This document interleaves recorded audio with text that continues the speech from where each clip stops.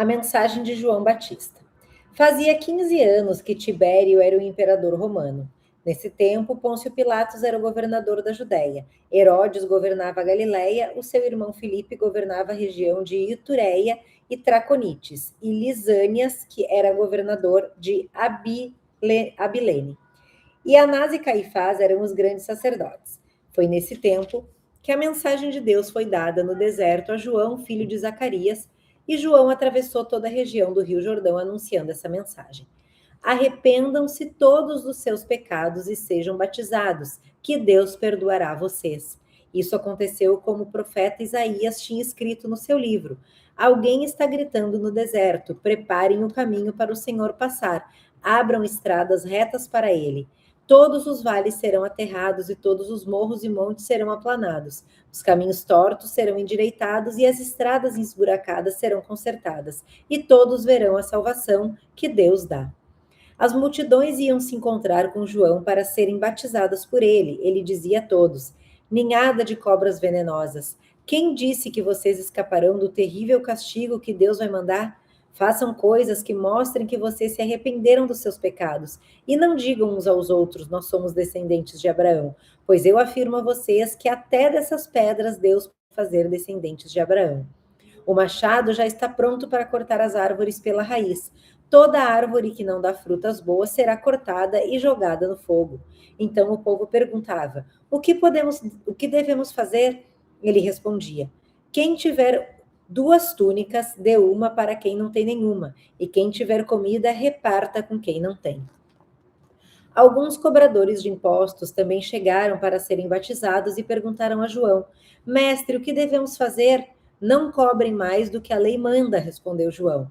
Alguns soldados também perguntavam: e nós, o que devemos fazer? E João respondia: não tomem dinheiro de ninguém, nem pela força, nem por meio de acusações falsas, e se contentem com o salário que recebem. As esperanças do povo começaram a aumentar e eles pensavam que talvez João fosse o Messias.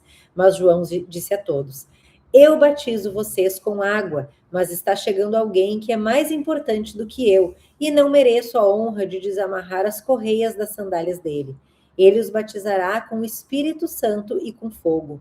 Com a pá que tem na mão, ele vai separar o trigo da palha. Guardará o trigo no seu depósito, mas queimará a palha no fogo que nunca se apaga. João anunciava de muitas maneiras diferentes a boa notícia ao povo e apelava a eles para que mudassem de vida. Mas falou contra o governador Herodes porque ele havia casado com Herodias, a esposa do irmão do próprio Herodes, e também porque ele tinha feito muitas outras coisas más. Então Herodes fez uma coisa ainda pior, mandou pôr João na cadeia. O batismo de Jesus. Depois do batismo de todo aquele povo, Jesus também foi batizado. E quando Jesus estava orando, o céu se abriu, e o Espírito Santo desceu na forma de uma pomba sobre ele. E do céu veio uma voz que disse: tu és o meu filho querido e me dás muita alegria. Os antepassados de Jesus.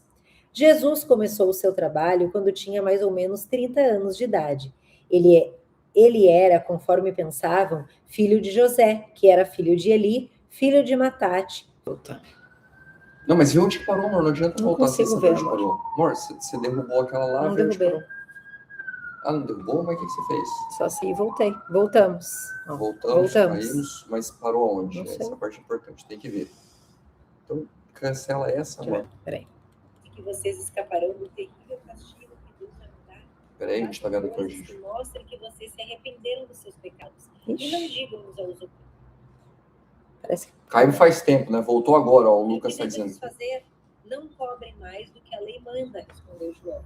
Alguns soldados também. Onde é que parou, Lucas? Tu sabe me dizer? João respondia: não tomem dinheiro de ninguém. Voltou? Travou, pois é.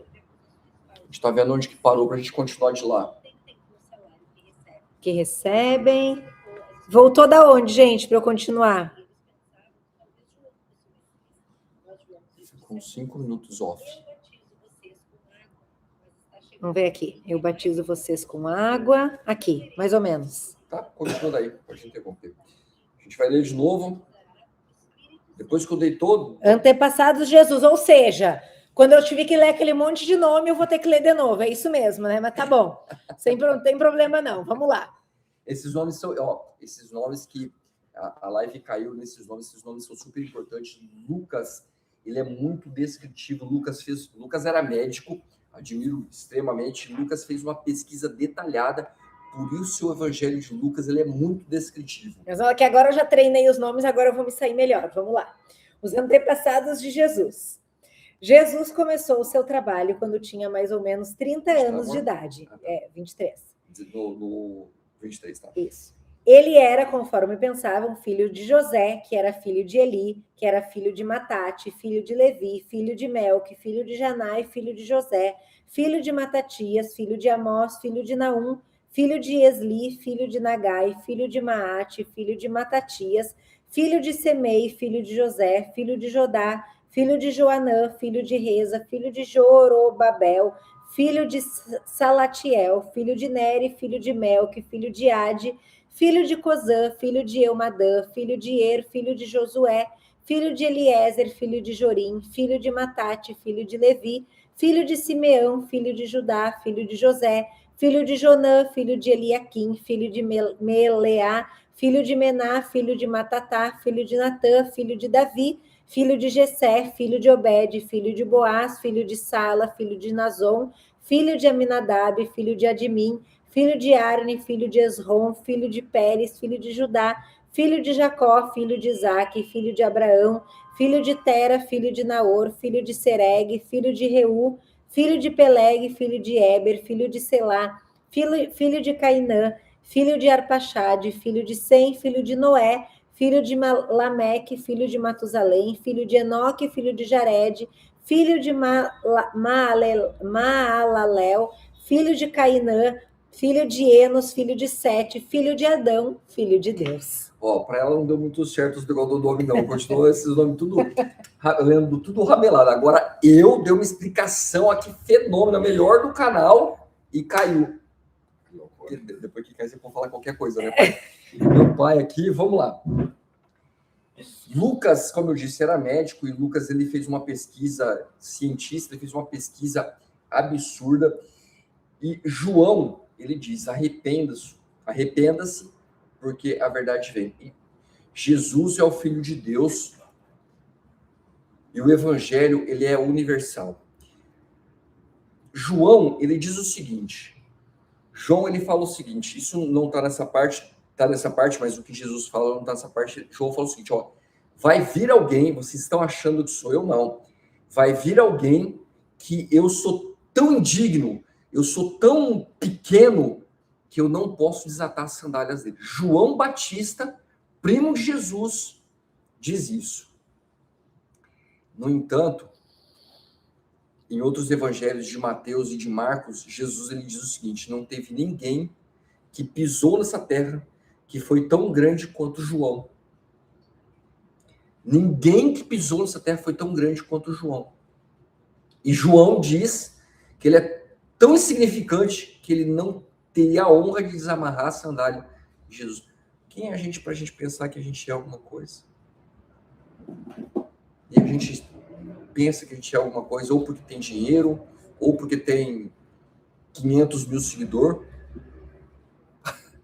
ou porque... Não, é uma mensagem subliminar, tá? Minha esposa, ela é super gente boa e humilde pra caramba, muito mais do que eu. Mas ela tem um canal com 500 mil seguidores, tá? Sigam ela, doutora Carolina Espanhol. Quem é a gente pra gente pensar que a gente é alguma coisa? Tá fazendo marketing do meu canal. Um marketing aqui, então. Tem que aproveitar a situação. Então, assim, por que a gente pensa que a gente é alguém? A gente não é ninguém. E Jesus, ele diz que ele não veio aqui porque nós merecemos alguma coisa. Porque a gente não merece nada. Eu não mereço nada, eu sou um indigno. A gente só consegue alguma coisa porque Deus deixou a graça dele pra gente e porque Jesus veio, se sacrificou como cordeiro perfeito por você e por mim. É só por isso. E aqui, Lucas, ele mostra que Jesus, na genealogia de Jesus, ele começa em Jesus, passa por Davi e vai até Adão, e de Adão ele vai filho de Deus. Então aqui ele mostra que Jesus ele não veio por Israel, Jesus ele veio por toda a humanidade, porque ele passa de Abraão, passa de tudo e vai até Adão e vai até Deus. Nós somos filhos amados de Deus, você é um filho amado de Deus. E Deus ele nos transformou em filhos a partir do momento que nós aceitamos Jesus como nosso único Salvador.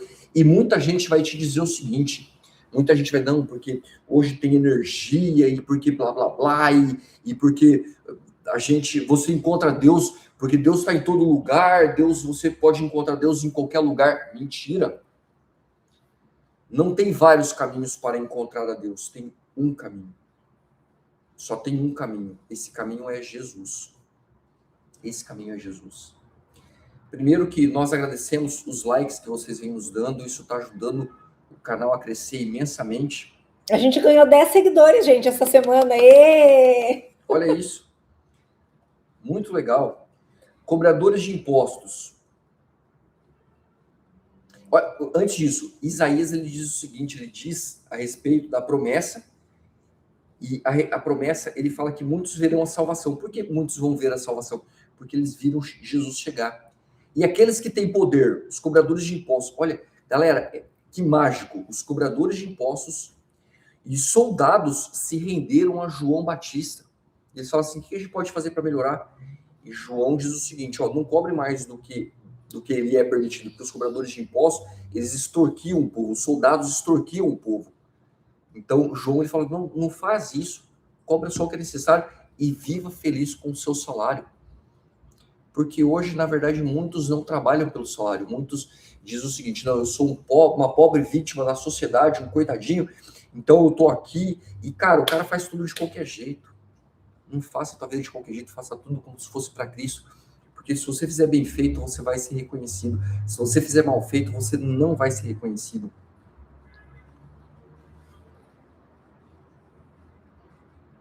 Por que Jesus ele aparece com 30 anos? Isso é algo que fala, mas por que Jesus só aparece com 30 anos e não sei o que lá? O que aconteceu antes da vida de Jesus?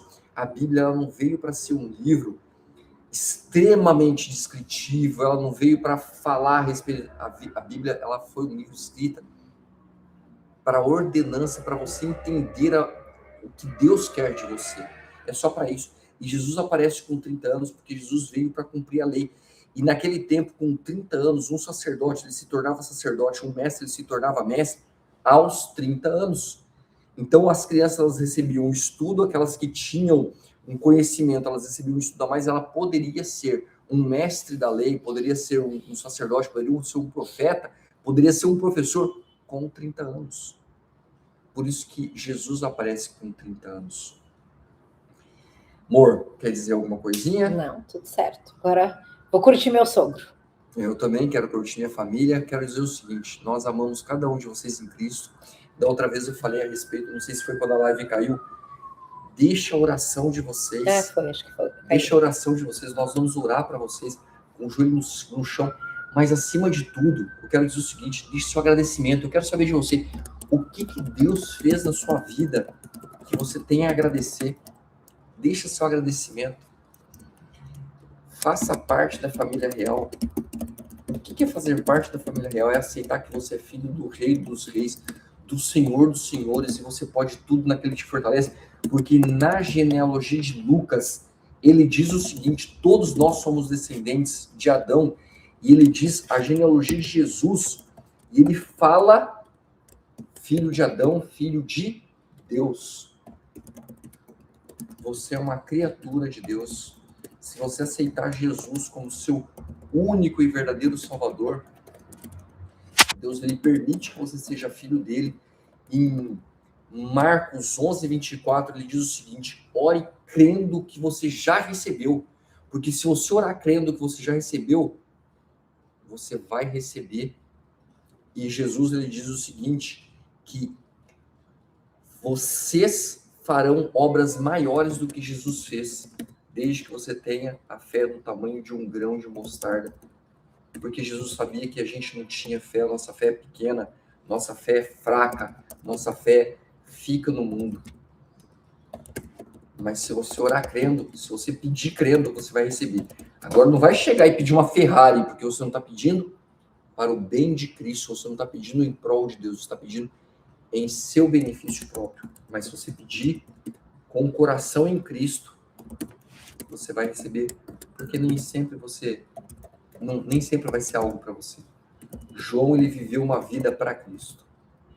Ele morreu por Cristo. Pronto? E você? Para quem você vive? Obrigado pelo meu paizinho aqui hoje, com minha esposa, como sempre, abençoada. Nós amamos vocês em Cristo. Faça parte dessa Vou botar família. o teu pai no meio do coração. Meu pai pra cá. Faça parte dessa família você também.